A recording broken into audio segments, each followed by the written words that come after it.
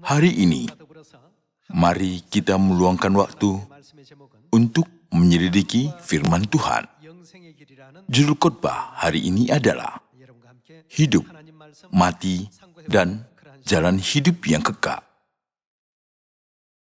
Semua manusia yang lahir di bumi ini harus mengalami kematian sekali. Ada catatan Alkitab yang mengekspresikan hidup kita ini seperti masa hidup kami 70 tahun dan jika kami kuat 80 tahun. Tuhan telah menetapkan masa hidup manusia. Ada orang yang meninggal dunia sebelum mencapai masa hidup itu. Tetapi biasanya manusia hidup selama 70 tahun ataupun selama 80 tahun. Jadi kita bisa berkata, demikianlah masa hidup kita yang diberikan Tuhan. Masalahnya, tak seorang pun memikirkan kematian. Tahap yang harus dialami semua manusia selama hidup di dalam bumi ini. Sangat banyak orang hidup di dunia ini. Dulu ada seorang bintang film Korea bernama Shin Seung-il. Dia seorang bintang film yang sangat terkenal di Korea antara tahun 1960-an dan 1970-an. Menurut laporan, dia telah menjadi tokoh utama dalam 507 film dari 524 film yang telah dia mainkan. Dia sudah meninggalkan sangat banyak film sehingga orang berpikir, bisakah seorang manusia bermain dalam begitu banyak film seumur hidupnya? Saya pernah menonton berita tentang kematiannya. Saya pikir, hampir semua orang Korea pernah menonton film yang telah ia perankan. Tetapi, seorang aktor yang terhebat pun di dalam film juga meninggal dunia. Ketika masa hidupnya sudah habis, bukan? Jong Ju-yong, pendiri grup Hyundai, telah meninggal. Lee Byung-chul, pendiri Samsung juga telah meninggal. Manusia tidak bisa menguasai waktu yang telah ditetapkan. Sekalipun manusia itu sangat terkenal ataupun sangat kaya, semua manusia harus mengalami kematian. Kalau begitu, bagaimana penjelasan Tuhan dari Alkitab tentang masalah ini? Apakah umat manusia yang hidup dalam keseharian mereka memikirkan saat kematian yang mendatangi mereka? Kalau manusia hidup dalam keseharian mereka sambil memikirkan kematian, manusia pasti akan hidup setiap hari dengan melakukan apa yang penuh dengan arti dan berharga. Namun manusia berpikir, kematian tidak berhubungan dengan aku. Karena hidup dengan tidak memikirkan kematian sama sekali. Itulah sebabnya dunia ini penuh dengan dosa, kejahatan, dan kekerasan. Dan banyak manusia hanya memikirkan kejahatan. Tak seorang pun bisa melawan waktu yang sudah ditetapkan oleh Tuhan. Ada yang meninggal pada umur 20-an, ada yang meninggal pada umur 10-an, dan ada juga yang meninggal pada waktu lahir. Masa hidup kami 70 tahun, dan jika kami kuat 80 tahun. Umumnya, masa hidup manusia sedemikian. Tetapi, banyak orang meninggal lebih cepat karena kecelakaan ataupun oleh karena penyakit. Inilah kehidupan manusia yang tidak bisa menghindari kematian. Tetapi, masalahnya adalah banyak orang hidup tanpa memikirkan dunia sesudah kematian. Jadi, di dunia ini penuh dengan perbuatan kekejaman, hidup tidak benar, ketamakan, dan keinginan jahat. Baru-baru ini, David Goodall, seorang ilmuwan Australia, meninggal pada usia 104 tahun. Ia sendiri mengakhiri hidupnya sesuai dengan keinginannya. Beberapa negara di Eropa memperbolehkan eutanasia sesuai dengan undang-undang negaranya. Di Australia, itu tidak diperbolehkan. Jadi, ilmuwan itu pergi ke Eropa dan mengakhiri hidupnya. Dia seorang sarjana yang terkenal karena bersemangat bekerja dan meneliti di universitas dan membuat banyak skripsi, meskipun usianya lebih dari 100 tahun. Tetapi di usianya yang ke-102 tahun, dia menghentikan semua pekerjaannya. Dia tidak sakit. Kesehatannya cukup baik menurut dia sendiri.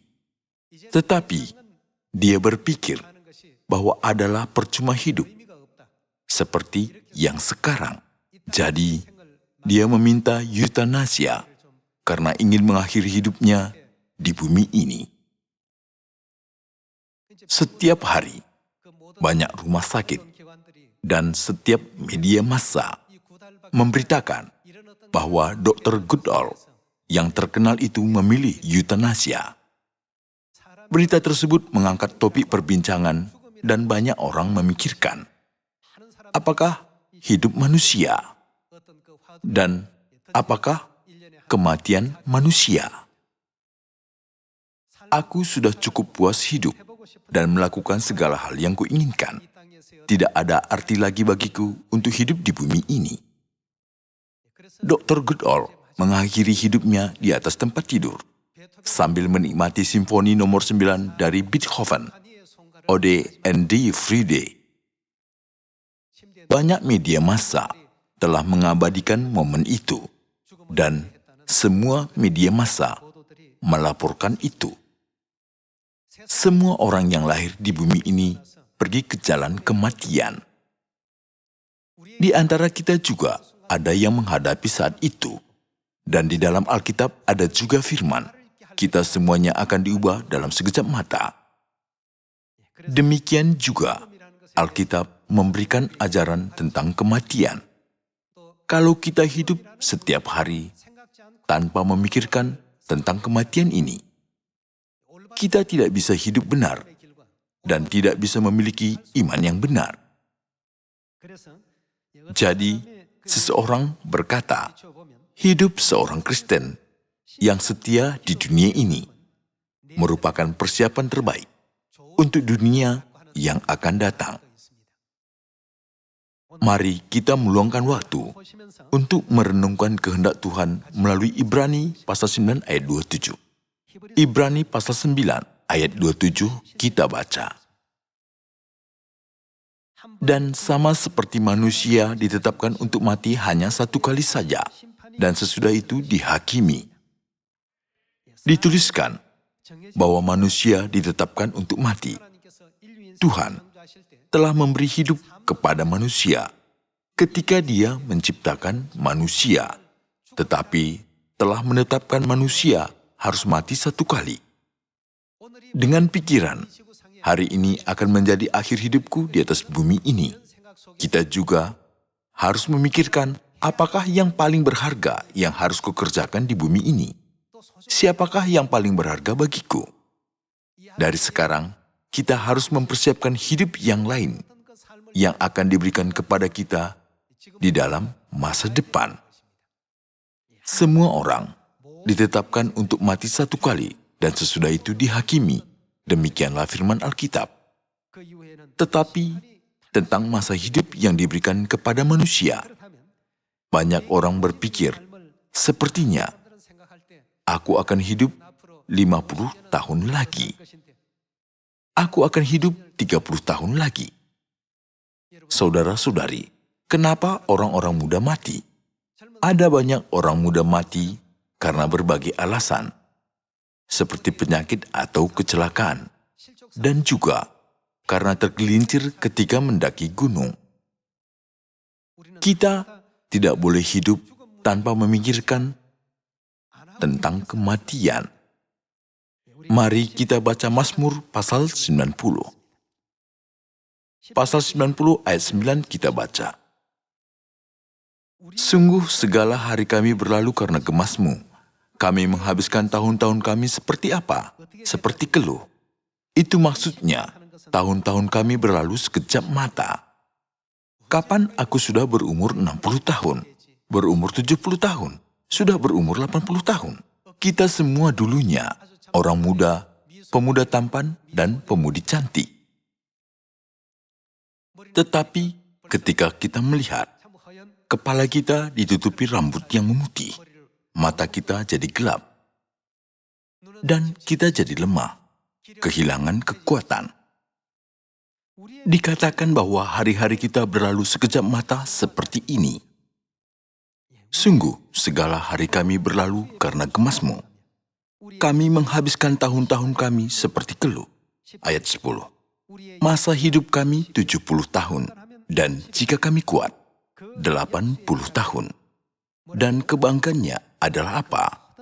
Kebanggaan hidup kita adalah kesukaran dan penderitaan.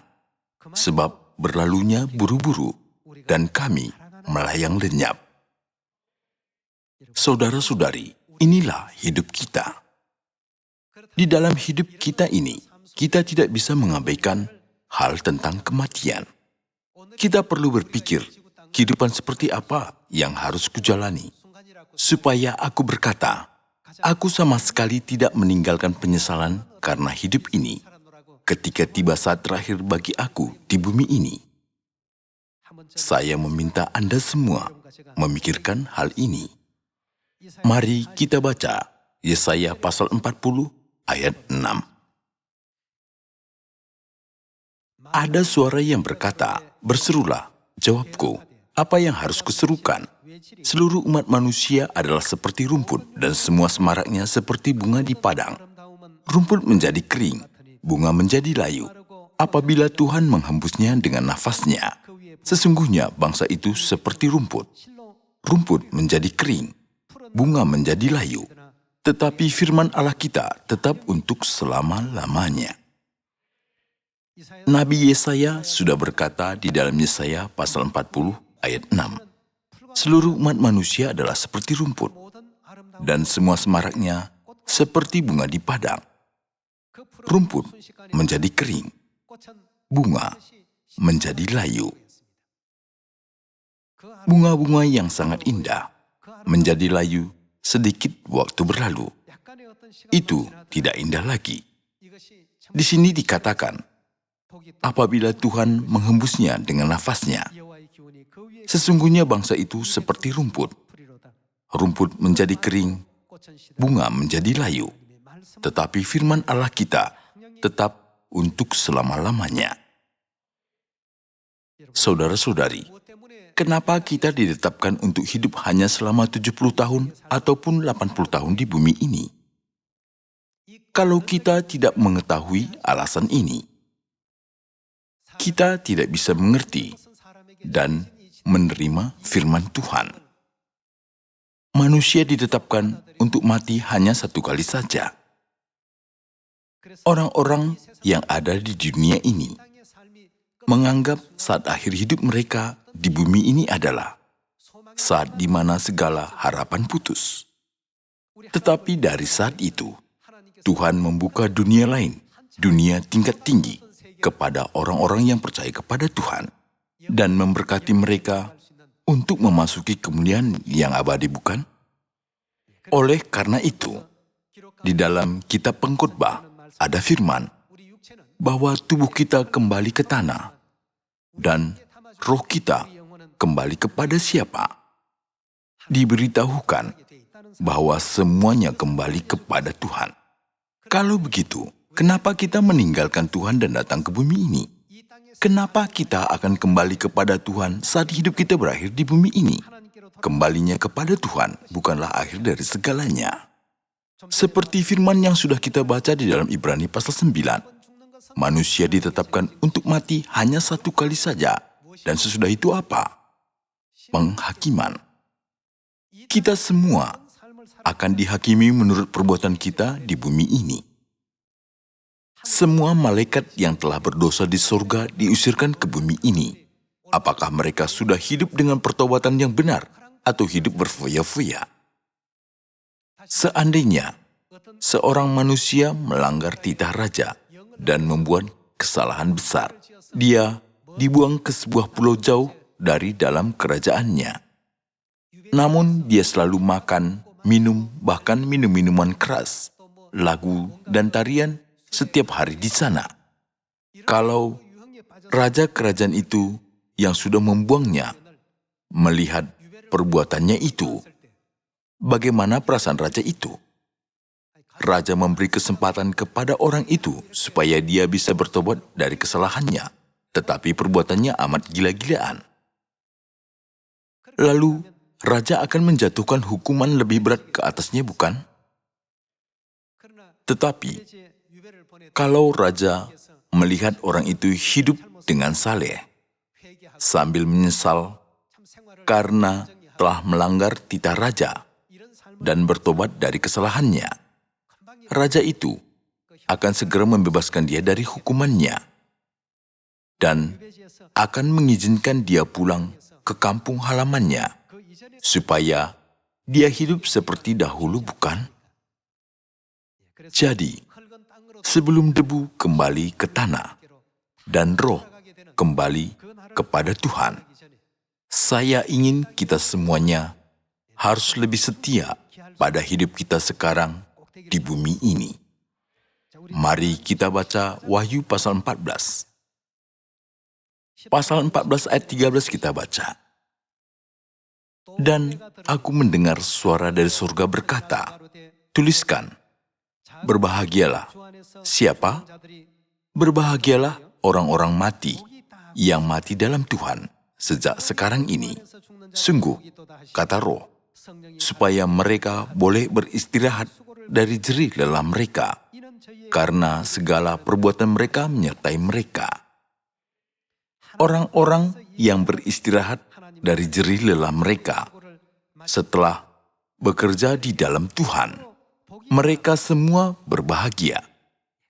Semua orang yang lahir di bumi ini, orang yang terkenal dalam dunia keuangan, yang terkenal dalam dunia politik, dan yang terkenal dalam dunia hiburan, orang-orang yang dicemburi banyak orang, meninggalkan dunia ini satu demi satu. Malangnya, mereka sama sekali tidak mempersiapkan dunia selanjutnya setelah hidup sekarang ini.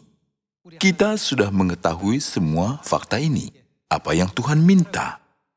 Pergilah Samaria sampai ke ujung bumi, beritakanlah kabar kerajaan surga dan keselamatan, dan beritakanlah kepada mereka bahwa ada dunia selanjutnya. Jadi setelah mati, kita akan pergi ke neraka ataukah surga yang kekal.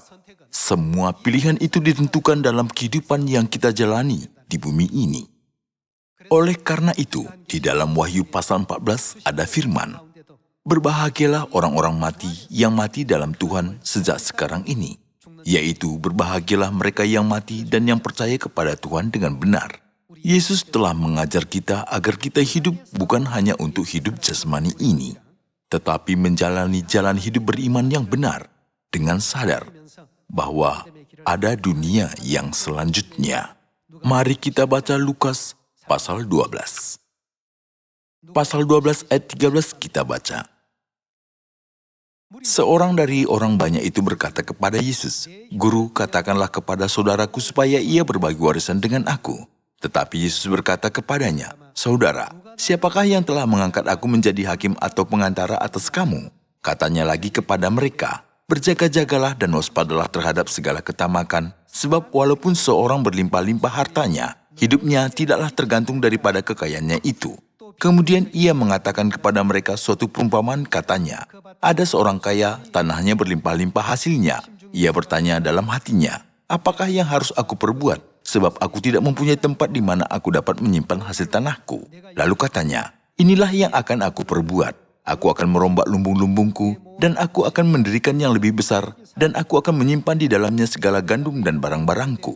Sesudah itu aku akan berkata kepada jiwaku, Jiwaku, ada padamu banyak barang, tertimbun untuk bertahun-tahun lamanya. Beristirahatlah, makanlah, minumlah, dan bersenang-senanglah. Tetapi firman Allah kepadanya, Hai engkau orang bodoh, pada malam ini juga jiwamu akan diambil daripadamu, dan apa yang telah kau sediakan untuk siapakah itu nanti?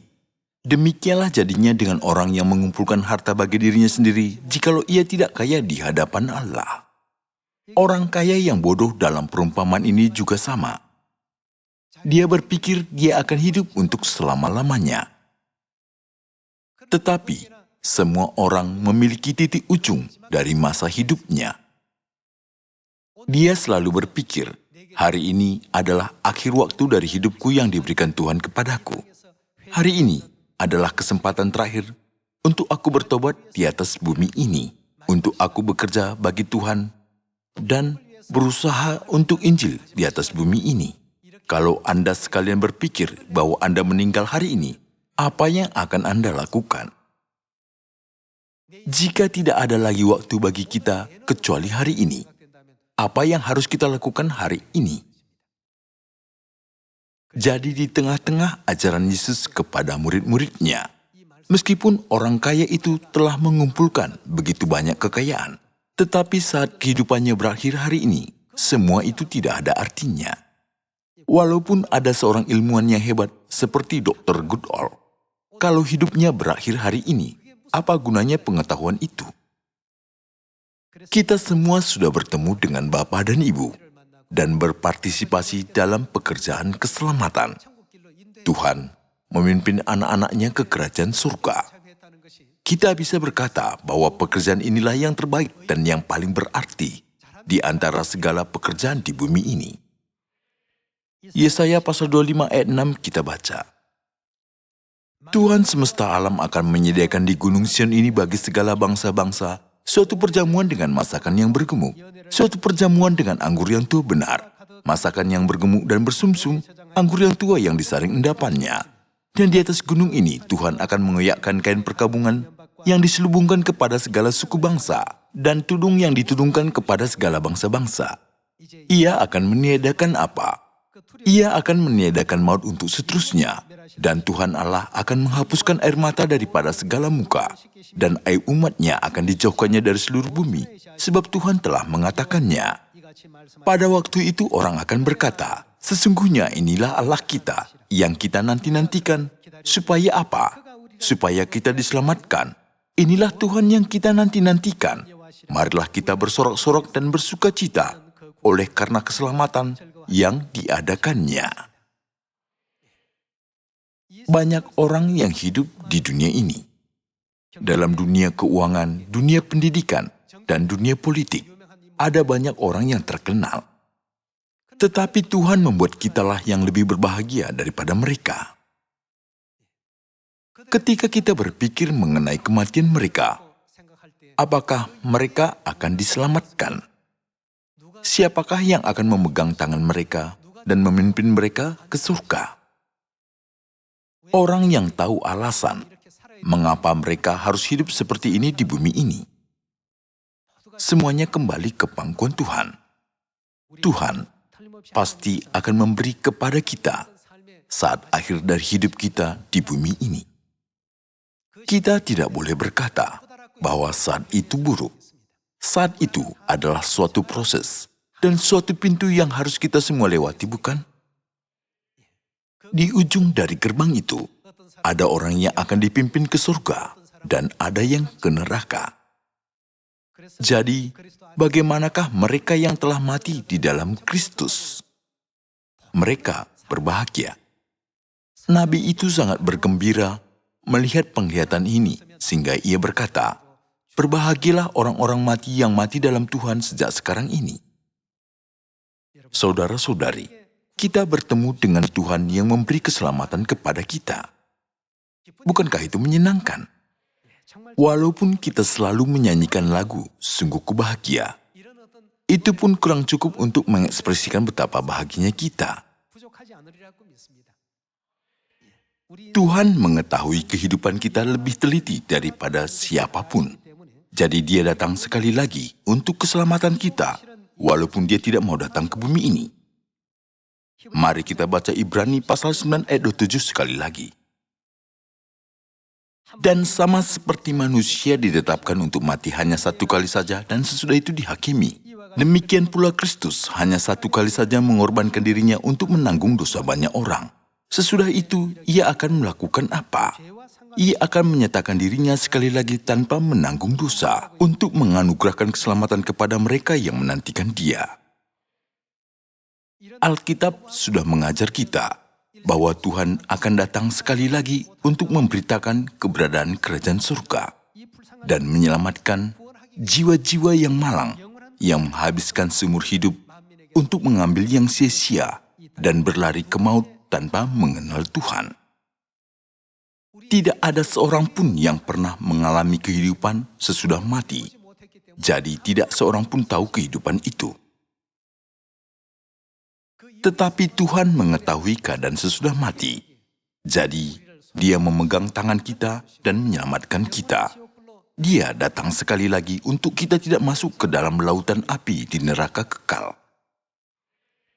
Dengan memikirkan kehidupan kita, kematian kita, dan hidup yang kekal yang akan datang setelah mati, kita harus menyadari Bapa Surgawi dan Ibu Surgawi sangat berharga bagi kita. Dan kita benar-benar berbahagia karena kita sedang melakukan ajaran-ajaran Bapa dan Ibu. Kita tidak boleh hanya pergi ke gereja, beberapa kali berdoa, menyanyikan pujian, dan mendengar khotbah karena tiba pada hari Sabat hari Sabtu. Tetapi kita harus menyadari kenapa kebaktian ini diperlukan. Kenapa kita harus mengucapkan syukur kepada Tuhan melalui kebaktian ini. Dan kenapa kita berbahagia karena hidup seperti ini. Mari kita baca Wahyu pasal 22 ayat 17. Roh dan pengantin perempuan itu berkata, marilah. Dan barang siapa yang mendengarnya, hendaklah ia berkata, marilah. Dan barang siapa yang haus, hendaklah ia datang. Dan barang siapa yang mau, hendaklah ia mengambil air kehidupan dengan cuma-cuma. Siapakah yang sudah datang kepada kita untuk keselamatan kita dan untuk memegang tangan kita pada saat akhir dari hidup kita? Roh dan pengantin perempuan datang kepada kita dan mengajar kita. Setelah hidup kita berakhir seluruhnya, ada penghakiman yang kekal. Pada saat itu, ada yang akan masuk ke dalam kerajaan surga dan ada yang masuk ke neraka. Tetapi banyak orang di bumi ini tidak tahu keberadaan kerajaan surga dan tidak mau percaya itu. Jadi Bapa dan Ibu mengasihani mereka, lalu datang dan berkata, marilah, jika kamu datang kepadaku, aku akan mengajarmu segalanya. Hari ini, mari kita pikirkan kehidupan dan kematian kita sekali lagi. Saya berharap semua anak-anak Sion dapat mendengarkan suara dari Bapa dan Ibu dan berlari ke jalan hidup yang kekal yang ada di belakang kematian. Lalu, jenis orang seperti apa yang tidak masuk ke dalam kerajaan surga? Saya pernah meringkaskan ciri-ciri mereka. Siapakah yang akan pergi ke kematian kekal? Di dalam 2 Tesalonika pasal 1 ayat 8 tertulis bahwa mereka yang tidak mau mengenal Tuhan tergolong jenis orang itu. Di dalam 2 Petrus pasal 2 ayat 17 tertulis bahwa mereka adalah orang yang sudah percaya dan di dalam kebenaran, tapi nanti berpaling mengkhianati kebenaran. Di dalam Wahyu pasal 19 ayat 20, mereka yang disebut sebagai nabi palsu.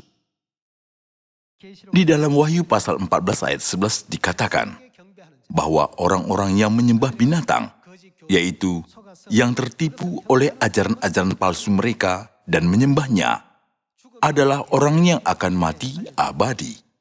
Dan di Wahyu pasal 20 ayat 15 dikatakan, mereka adalah orang yang namanya tidak tertulis di dalam kitab kehidupan. Apakah ada yang kita lakukan di antara hal-hal ini?